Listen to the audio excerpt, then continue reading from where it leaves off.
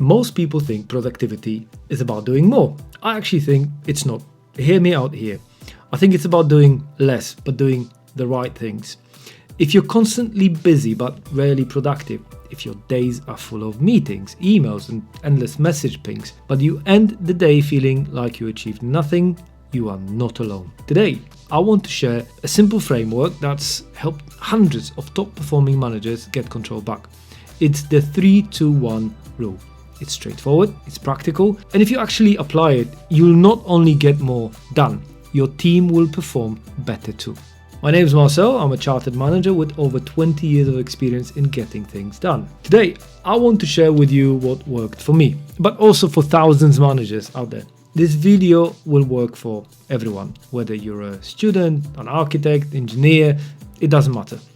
If you want to create a healthy productivity culture in your life, this will help. I'm telling this from my professional perspective, obviously, but it works everywhere. Here's the reality. Most managers spend their entire day just reacting. A fire pops up, you jump on it, someone asks a question, you answer it, your calendar's full of meetings, and somehow you still don't know what's happening in your team.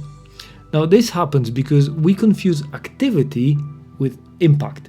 The truth is, being busy doesn't make you effective, and that's where the 3-2-1 rule comes in. I will sound obvious, but the framework has 3 parts. Choose 3 priorities per week, block 2 deep work sessions per day, and dedicate 1 intentional team focus per day. Sounds simple, right? And it's because simple works, but the power's in how you apply it. Let's unpack each one. Firstly, let's go over picking 3 priorities per week. Every Monday morning, ask yourself, if I only achieved 3 things this week, what would make the biggest impact? Notice, we're not talking about tasks, we're talking about outcomes. For example, instead of reply to client's email, the outcome is secure client approval for the Q4 campaign. Instead of make a hiring post, the outcome is hire the new operation lead. I can't stress enough how important going for outcomes is here. Choosing only 3 priorities forces you to say no to low value work. It also gives your team clarity about what actually matters. And don't fall into the trap of thinking, well, I can do 6. If that's the case, you're probably not listing the most important ones. Also, make sure you can actually control the outcomes. Ending all wars on earth is a great goal, but it's unlikely to be achieved within a week by one person. My tip here is at the start of your weekly team meeting, share your 3 priorities. It sets the tone and aligns everyone instantly. You also commit yourself publicly to those, so there's that additional scrutiny in place. Number 2, blocking 2 deep sessions daily comes from a very painful reality. We all know you can't lead effectively if you're constantly interrupted. We know that research shows it takes 23 minutes to refocus after a distraction, yet most managers switch context 50 or more times a day. I know we all think that we are super busy by juggling hundreds of balls, but the reality is that we are burning through the day, and that's insane. The fix here is to protect 2 90-minute deep work sessions every single day. These are non-negotiable. Turn off WhatsApp, silence notification, decline meetings. Honestly, go AWOL and disappear. And I'm saying that from personal experience. Since I started doing that, my weekly productivity went through the roof.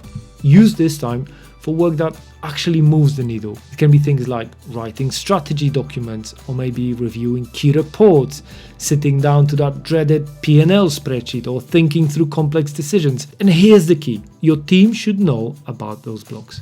I mean, it helps if they happen at regular times to manage everyone's expectations, but if they don't, just put an out of office on your emails to let everyone know that you may be slower in replying to messages this morning or this afternoon.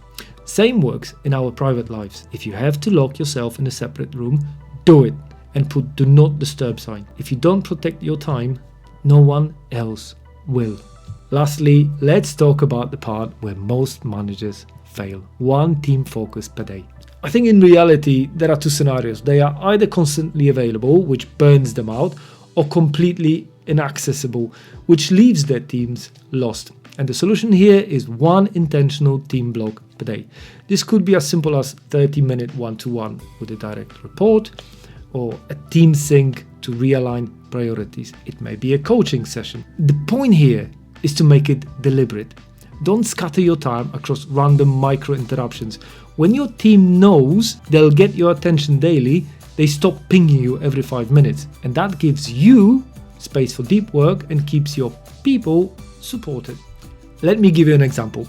There was a time in my career where I was leading 3 departments, had 4 teams in 4 different and very distant locations. And on top of it, I was also doing additional projects.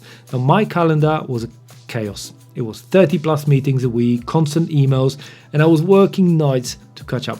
I didn't burn out, but came close to it several times. After one of those, I implemented the 3-to-1 rule. I chose 3 weekly priorities and shared them with my teams and my line manager as well. I blocked 2 daily deep work sessions. I set a 30-minute team focus block at 3 p.m. daily. Very quickly, perhaps within a month, my meeting load dropped by, probably 50%. I never counted by how much, but I could finally breathe.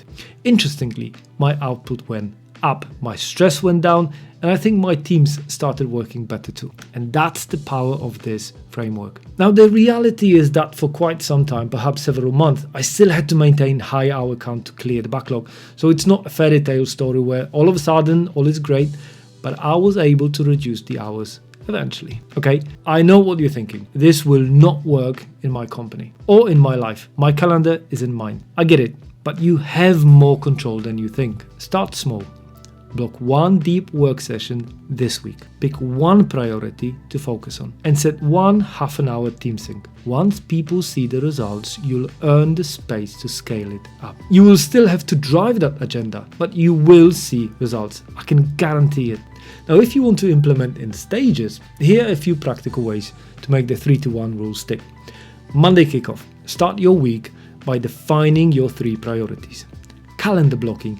Physically block your 2 deep work sessions. Team alignment. Share your priorities so everyone's focused on them. Email boundaries. Set office hours for quick questions. And set in place review Fridays. End the week by checking what moved the needle. The last one is essential. The brutal reality is that with all the planning, blocking and safeguarding, you will most likely miss something sometimes. I know there are weeks when it just doesn't work for me and I end up doing perhaps 1 out of 3, but it almost doesn't matter as long as you pick the ball where you left it the following week.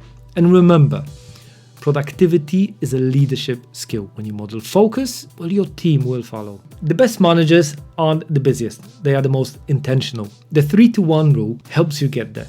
3 priorities, 2 deep work sessions, 1 team focus. Do less. And again, don't kick yourself if you didn't do all of it. The world doesn't end and the framework is flexible enough to allow for future replanning. The key here is that we strive for those goals and try not to deviate too often. If you found this useful, hit subscribe because I've got more frameworks like this coming up, all based in real life. See you in the next one.